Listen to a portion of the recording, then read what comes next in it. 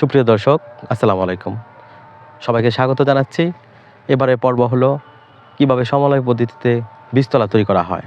আমার পিছনেই সরকারি প্রকল্পে একটি বীজতলা তৈরির একটি প্রকল্প নেওয়া হয়েছে। এখানে সরকারি অনুদানে এই প্রকল্পটি প্রায় 50 একর জমির মধ্যে সমলয় তৈরির মাধ্যমে বীজতলা তৈরি করা হবে। আমি যদি পিছনের অংশটুকু দেখাই, আপনাদের দেখতে পাবেন যে কিভাবে বীজতলা তৈরি করা হয়। দর্শক, আমরা পিছনের দৃশ্যটা দেখতেছি। প্রচলিত পদ্ধতিতে বীজতলা তৈরি ও চারা রোপণ না করে প্লাস্টিকের ট্রেতে আধুনিক যন্ত্রের সাহায্যে লাগানো হয়েছে ধানের বীজ। এতে 20 থেকে 25 দিনের মধ্যে চারা মাঠে লাগানোর উপযোগী হয়। রাসায়নিক সারের ব্যবহার না করে সামান্য জৈব সারের ব্যবহারে খরচ কমে যাচ্ছে। সুপ্রিয় দর্শক, এই মুহূর্তে আমি যে জায়গাটা দাঁড়িয়ে আছি সেই জায়গাটা হলো ধামরাই উপজেলার সানোরা ইউনিয়নের বাসনা গ্রামে।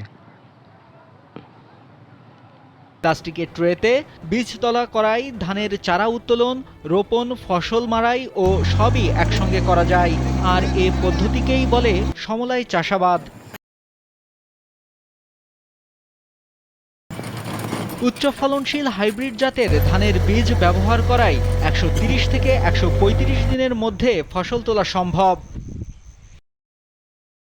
ধান চাষে কৃষকদের শ্রমিক সংকট নিরসন, সময় অপচয় রোধ ও অতিরিক্ত খরচ রোধে সমলয় চাষ পদ্ধতিতে বীজতলা ও ধানের চারা রোপণে ব্যবহার করা হচ্ছে আধুনিক কৃষি যন্ত্রপাতি। ফলে কৃষিতে খুলছে এক নতুন দুয়ার।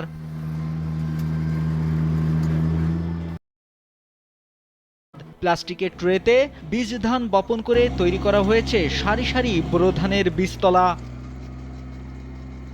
কৃষিতে রূপান্তরিত করতে প্রশাসন ও কৃষি বিভাগের উদ্যোগে সরকারি প্রণোদনায় চলছে সমলয় চাষাবাদ। কম সময়ে, কম শ্রমিক ও কম খরচে খুব সহজে বোরো চাষ করতে পেরে খুশি কৃষকরা।